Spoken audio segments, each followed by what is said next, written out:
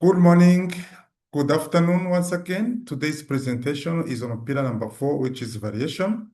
So this comes after the central tendency, where we define and described three typical values, which are average, median, and mode. Remember that we saw that a data distribution can have one mode or more than one mode. That this is also a possibility. So while a central tendency tells us where the data centers, the variation tells us how the data spread. Variation, it is in real world not a problem. It is a reality. If we take a revenue or income as an example, you measure the income earned by each and every household in the given community. You will see that there is difference. There are many differences in terms of income perceived by or earned by those households. So there is always in data, there is that possibility of having variation or differences. So the discussion of today is about spread, variability, and differences. Starting with the spread, this one looks at the average range of values from the minimum to the maximum. So it tells us the boundaries of the data and helps identify the extent of possible outcomes, because all the possible outcomes will be between the minimum and the maximum. The second variability, the second terminology we are covering today, which is variability, this one measures how much individual observations differ from the average. So using metrics like variance and standard deviation, we can quantify the typical amount of fluctuation around the mean. We can measure how much deviation is from the mean in both sides. So this helps establish what is considered normal variation within a population. I think on the screen you can see this distribution, and it's called the bell curve. So this is what is called normal distribution. There is the variation which are judged to be normal, while there are other variations which are judged not to be normal. I think as we move on, we'll see how it is. So finally, the difference or differences focus on the comparing distribution across groups. Let's give an example. We are comparing income by sex. So meaning that we have two groups, the income earned by female group and the income from the female group. So rather than looking at the individual data point, as we did for variability, we examine how much the overall distribution of one group overlaps. So if we have high overlap between those two groups, it means that the groups are broadly similar. We've limited, so while we have limited overlap, this is an indication that underlying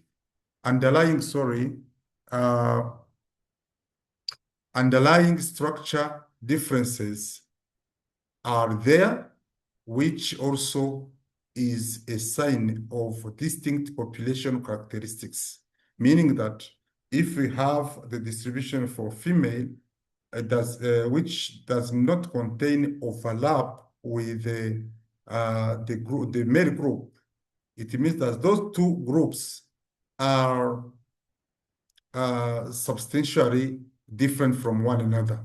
meaning that maybe they've been withdrawn, they have been drawn from different population. So those are the things that are key to know in terms of variation. So let us try to understand some keywords that we have just been discussing. So when we say the spread, the difference between minimum and the maximum, is that there is a statistical measure called the range, which measures the difference between the mean and the maximum. The standard deviation in the simple terms means how much values deviate from the mean. We consider the subject in the data distribution, and the value, the associated value is how far from the mean. So this is what standard deviation means. There is another key measure, which is interquartile range, which measures the 50% middle value of any distribution. It measures the spread of those 50% values in the middle, meaning that in both sides, on the left of those 50%, there are 25%, and on the right, there are also the remaining 25%. There is another key value measure that is called Z-score, which is very much associated with standard deviation, which tells us how many standard deviation a particular value is away from the mean. So I know that many of us are not friend of formulas, but for those who may want to have an idea on the formula, this is how standard deviation is calculated. It is, I will show you for those who don't like formulas. It's actually the difference from the mean, as we said, the deviation from the mean. The x minus mu is the population mean. This is similar sign like u. This is the mean or average, and the x is any value of the data. So if you take the difference, you will see the difference with negative sign, the other with positive sign. And then to make it easier, you just square those differences. Because otherwise they'll be subtracting one from one another. So you square them, and then you add them up. You make a summation of them, and then you divide the total number. And what you have, because you already squared, you need also to apply the square root of the amount you've got. And then what you get is actually standard deviation. So I will show you. Z-score is computed taking the subject, the value of interest, and then minus the average, and then divide the standard deviation you have already got when applying this formula. To make it easier, let us try to make it easy to understand. So we are measuring the height of those 1, 2, 3, 4, 5, 6 individuals, but you calculated the height of everyone. You add them, you divide the number of those subjects. You've got the mean value of 155 centimeters. When you go to every individual height, you see the differences, the variation I was talking about. For instance, the first one is 18 centimeters above the mean. The second is 18 centimeters below the mean. The same case, 15 centimeters below the mean for the third person. The fourth person is 8 above. The fifth is 9 below. The sixth is 6 centimeter above. If you take each and every height in centimeters minus the central value or the average, and you square them, and then you add them up, and what you got, you divide by the total number of subjects, which is here 6, and then you apply square root. you got standard deviation of 12.06 centimeters. Don't worry, when we use Excel, this will be easier for everyone to do it, but you need to have some insight on how to compute it. So this is the variation. So better to understand where every subject lies from the mean.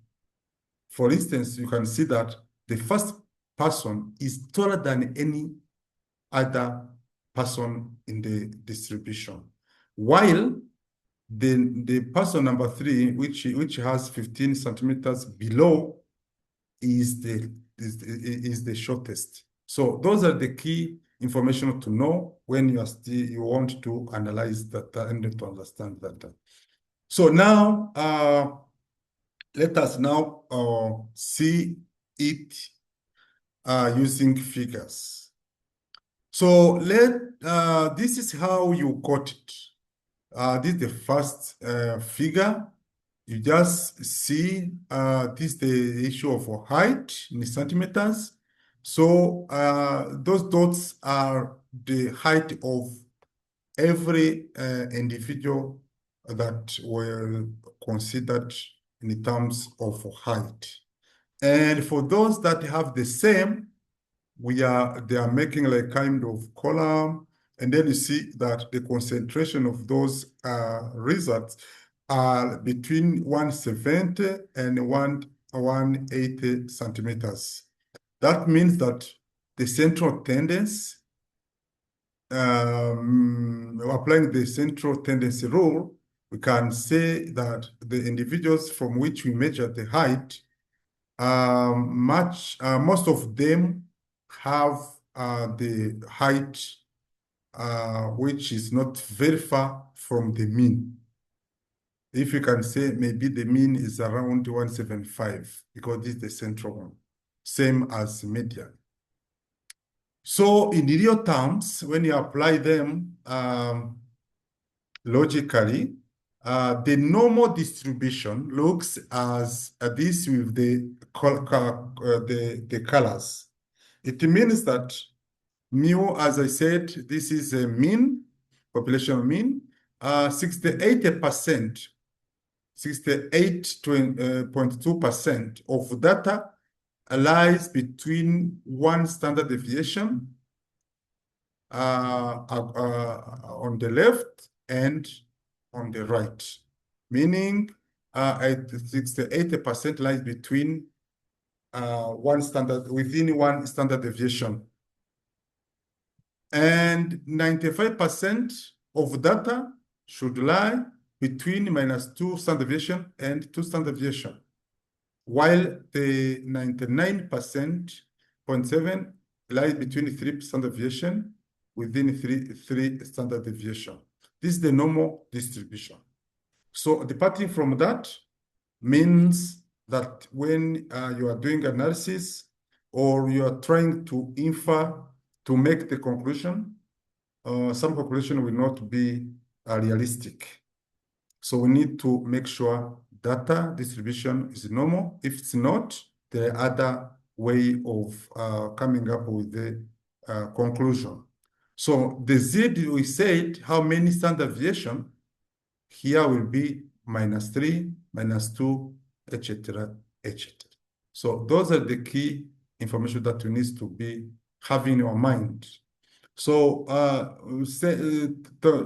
meaning that 68% of data lying between minus one standard deviation and the one standard deviation means that on the left there are 34.1% of data needs to be between -1 standard deviation and average. The same applies to the right. So the other thing here I want maybe to emphasize the statistical and thinking you're talking about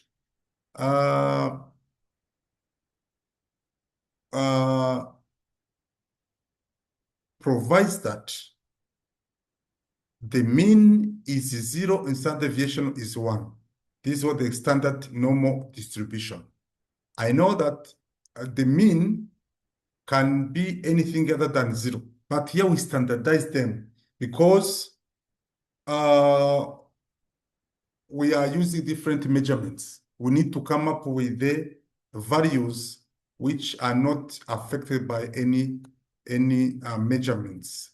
So this is the way they standardize it from having 0 mean in standard deviation. This is meaning that they are using standard z-score. Actually, it's using the standard score. And same consideration as we defined apply, but here instead of they say, because here we say 95.4 lies between 2 standard deviation and minus 2 standard deviation, but here most statistical literature you see that 95% without those 0.04% lies between 1.996 and 1.96 minus 1.96 and 1.96%. We have 95% overuse. Those are the things that we are using in statistical analysis, meaning that from 196 and 2 z-score or 2 standard deviation, there is 0.225% the difference. So I wanted to highlight that here, instead of considering 2 standard deviation, here I consider 196% because all statistical tables we are using 196%. So another consideration, we know we need to see the distribution. The distribution may be thin, may be broad, may be narrow. So we need to consider this. If, of course, for instance, like this one in red, they are thin, meaning that almost all values are centered to the around the mean. There are no many extreme values. But if you have like this broad distribution, we'll be having more of extreme data values in either side. So I once again highlight that from normal distribution, the mean, median, and mode are almost the same or not statistically different. So those are the things that we'll be covering and trying to understand when we have our lab session. Stay tuned. Thank you very much for your kind attention.